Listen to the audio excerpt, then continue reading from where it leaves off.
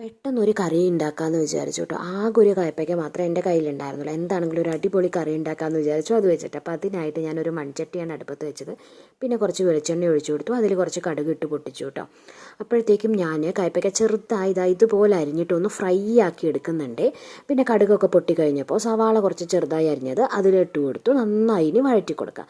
ഇനി നമുക്ക് ഒരു തക്കാളി അരിഞ്ഞിട്ട് മിക്സിയുടെ ചെറിയ ജാറിലിട്ട് കൊടുക്കുക. 2-3 വെളുത്തുള്ളി കൂടി ഇട്ടിട്ട് നന്നായി അങ്ങ് അരച്ചെടുക്കുക കേട്ടോ. പിന്നെ ഞങ്ങൾക്ക് ഇതിലേക്ക് കുടംപുളി ചേർത്ത് കൊടുക്കുന്നുണ്ട്. അപ്പോൾ അതിനായിട്ട് 2-3 പുളി വെള്ളത്തിലിട്ട് വെച്ചിട്ടുണ്ട്. അപ്പോഴത്തേക്കും ഇതാ നമ്മുടെ സവാളയൊക്കെ നന്നായി വഴണ്ടി വന്നിട്ടുണ്ട്. ഇനി നമുക്ക് ഈ തക്കാളി അങ്ങ് ചേർത്ത് കൊടുക്കാം.